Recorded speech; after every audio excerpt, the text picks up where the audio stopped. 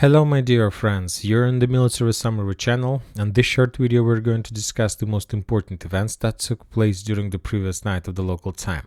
There are a lot of updates, a lot of geolocated confirmations about the Russian progress, but before we start talking about the situation on the ground, few more things about the common Ukrainian mobilization process. If you remember yesterday we have already discussed this video how the significant number of Ukrainian police officers and military forces with guns entered some building, some hotel, and captured significant number of men in that area. So like something like weird for democracy country. And today, during the previous night, we got more videos, but a little bit with different things. For example, on this video, we see how another Ukrainian recruiter entered some service center. Probably he was searching for another Challenger or Leopard driver, but he was captured himself by a Ukrainian man. Another video we got almost the same area from the western part of Ukraine. On this video you can see another recruiter who was standing along the street and two drunk maybe men who was walking along the street, and at some point when they were bypassing the recruiter, one of the men attacked the recruiter in his face.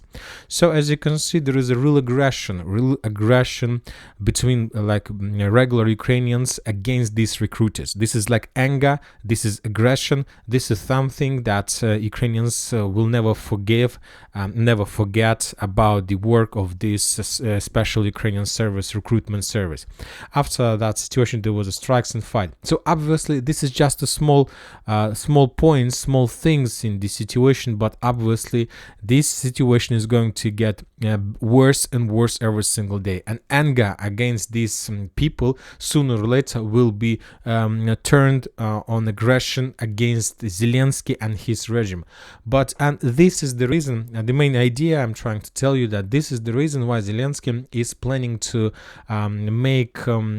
start commerce, to give possibility to private recruitment companies to do these things, because they want to create a barrier between recruiters and common Ukrainian population. Now we are moving to the situation on the ground, and first we're going to start with Zaporozhye area, with Robotyne.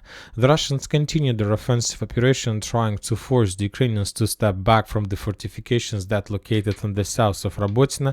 The Russians during the previous clashes managed to establish control over the main fortification area on the south of Robotyne, between Novoprokopovka and Robotyne, and now the Russians are focused on the second fortification area that located a little bit to the east from the original one that we have discussed.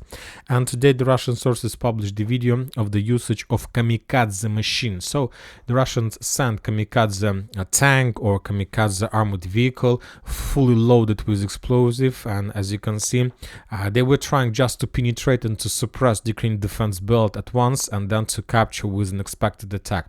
But the Ukrainian sources are saying that they managed to destroy the kamikaze machine on its move, like a few hundred meters before the main Ukrainian positions. So that attempt, probably Russian attempt, failed.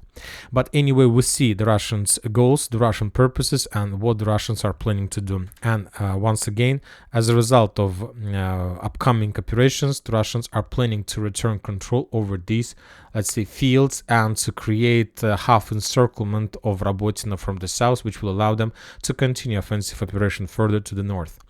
Now we are moving further to the south, Donetsk direction, and we have also some updates from this territory. The Russian sources published not geolocated video of storming process of another trenches somewhere in Marinka direction. But Marinka direction for the Russians means the area between Novomikhailivka, Konstantinovka, Pobeda and Marinka. So today I expect some updates from the Russian side about some progress among the fields in the vicinity of Novomikhailivka. According to my understanding of the situation, this video was made somewhere in the area of Novomikhailivka. Now we are moving to the north, to the most important updates that take place in Artyomovsk, Bakhmut direction. We have lots of updates, a lot of geolocations. Yesterday we have already discussed that the Russians were attacking and made few attempts to storm positions in the area of Bohdanivka. as a result of those strikes, and the Russians managed to advance to capture new strongholds and so on. But today the most important updates are coming from the area between Bohdanivka railways and Khromovo. This morning we got some updates from mappers, from different mappers, and according to different mappers, the Russians managed to capture new territories. So according, for example, to Syriac, the Russians, as a result of offensive operation that took place during the previous days, managed to establish control over this territory at least. Furthermore, the Russians managed to improve their positions further along railways in the area of Pitomnik stronghold, and the Russians managed to advance a little bit along this tree line. During the previous night, we got a lot of geolocated videos from the main road that Ukrainians were using to support and supply their forces in Bakhmut during the first battle for Bakhmut. And we have like a lot of FPV drones geolocations, how the Russians during the previous days and maybe previous night were bombing the Ukrainians heavily. Something like FPV drone, storm FPV drone preparation. The Russians basically wanted to force the Ukrainians to step back, to make panic, to destroy the Ukrainian army and so on, and they published a lot of videos about that. This, for example, video we will not watch due to casualties and significant losses among the Ukrainians. So that was the first phase. I'll remind you that if we take, when talking about this territory, there is the most important fortification area on the hill. This is the first fortification area on the hill in this direction, and the Russians, as you can see, were trying to suppress this territory with FPV drone. And this morning we got the final video of Russian storming attempt, so we can say for 100% sure that as a result of offensive operation, the Russians managed to establish full control over this hill. On this video we see how the Russians brought infantry to the trenches. This is the beginning of the trenches, and this is the fortification area I just marked on map. So this is the trenches. So this is the southern border of this fortification area. The Russians entered the trenches, and basically during the previous days, during the previous night, maybe this morning, they cleared this territory completely from the Ukrainians.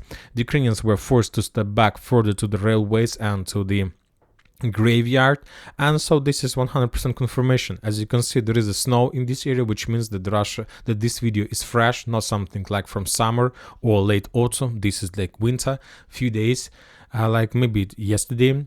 So once again, as a result of that offensive operation, I'm not saying that the Russians managed to establish control over complete area, but according to that video, the Russians managed to clear everything that located, let's say, on this territory. And basically, the Russians returned 100% of the territories that used to be under control of Wagner's during the first battle of Bakhmut.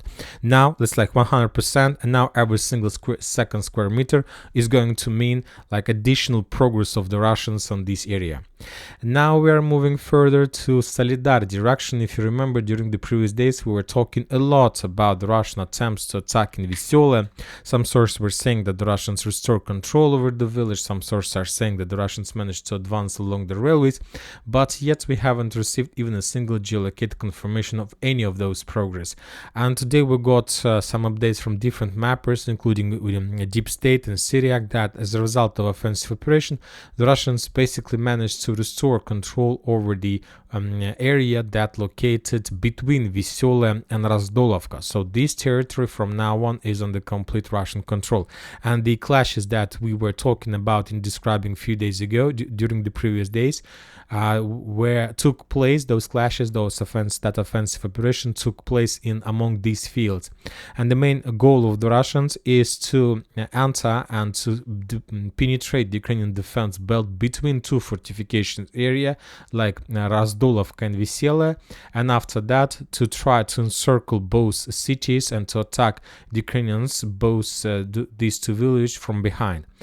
From this territory and from the railways from this area. So to encircle Veselaya and probably to attack Razdolovka also from behind. So this is probably the original plan of the Russians that they will try to implement the next days. But once again, still we haven't received even a single geolocated confirmation, neither of the progress along the railways nor Veselaya, nor the fields between Yakovlevka, Razdolovka and Veselaya.